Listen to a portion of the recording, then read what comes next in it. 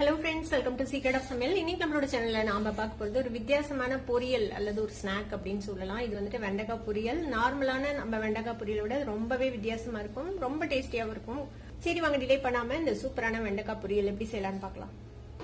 ஒரு வடிச்சட்டியில எண்ணெய் சுட வச்சிருக்கேன் டீப் ஃப்ரை பண்றதுக்கு. நம்ம இதுல ஃபர்ஸ்ட் ஒரு 2 டேபிள் ஸ்பூன் அளவுக்கு நிலக்கடலையை வறுத்து எடுத்துக்கலாம்.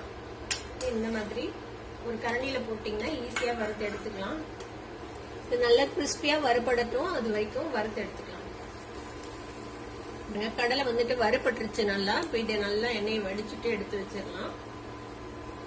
ஒரு பிளேட்ல எடுத்து வச்சு இதை நல்லா ஆற விட்டுருங்க. ஆறினதுக்கு அப்புறம் நல்லா முறுமுறுன்னு ஆயிடும். ஒரு 1/4 கிலோ வெண்டைக்காய் வந்துட்டு இந்த சைஸுக்கு ரவுண்ட் ரவுண்டா வெட்டி வச்சிருக்கேன். ரொம்ப சின்னமா வெட்டக்கூடாது, ஓரளவுக்கு மொத்தமான பீசஸா வெட்டி வச்சுக்கோங்க. இப்ப இதை வந்துட்டு நம்ம பொரிச்சு எடுத்துக்க போறோம் அதே எண்ணெயில.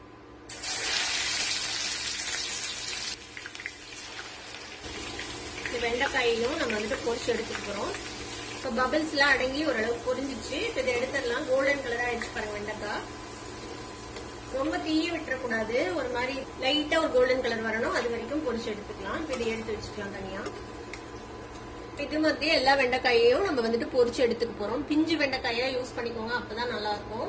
ஒரு பேன் அடுப்புல வச்சிருக்கேன். இதுல வந்துட்டு கொஞ்சமா எண்ணெய் விட்டுக்கலாம். கொஞ்சமா விட்டீங்கன்னா போதும், நம்ம ஆல்ரெடி எண்ணெயில பொரிச்சிருக்கோம், அதுலயே எண்ணெய் இருக்கும். இப்ப எண்ணெய் சூடாயிடுச்சு. இதுல வந்து கொஞ்சமா கருவேப்பிலை, ஒரு வரமிளகாய் வச்சிருக்கேன், அதை சேர்த்துக்கலாம். இது கூடவே ஒரு பாதி வெங்காயத்தை இந்த மாதிரி ஸ்லைஸ் பண்ணி வச்சிருக்கேன், அதுவும் ஒரு 4-5 பல் பூண்டு, அதையும் சேர்த்துக்கலாம். பூண்டு நல்லா பொடியா நறுக்கிக்கோங்க.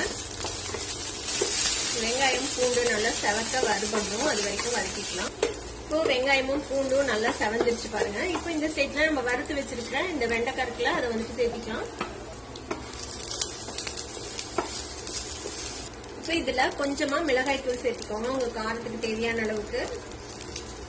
ஒரு 1/4 டீஸ்பூன் சேர்த்துறேன். சுவைக்கு ஏற்ப உப்பு சேர்த்திக்கோங்க. இதுக்கு உப்பு ரொம்ப கம்மியா தான் பிடிக்கும், பார்த்து போட்டுக்கோங்க. நம்ம ஃப்ரை பண்ணி வச்சிருக்கிறேன் இந்த நிலக்கடலை இருக்குல்ல, அதையும் சேர்த்திக்கலாம். நீங்க ஒரு பொரியல் மாதிரியும் சாப்பிடலாம், இல்ல ஒரு ஸ்நாக் மாதிரி கூட சாப்பிடலாம், ரொம்பவே நல்லா இருக்கும். ஒரு கப்ல போட்டு குழந்தைங்களுக்கு கொடுத்தீங்கன்னா நல்லா சாப்பிட்டுக்குவாங்க. வெண்டைக்காய் வேண்டாம் அப்படின்னு சொல்ற குழந்தைங்க கூட இது வந்துட்டு நல்லா விரும்பி சாப்பிடுவாங்க. மிளகாய் தூளுக்கு வந்து உங்க சுவைக்கு தக்க சேர்த்துக்கோங்க, நீங்க எவ்வளவு வேணுமோ அந்த அளவுக்கு. ஸ்பைசியா வேணும்னா கொஞ்சம் சேர்த்துக்கலாம்.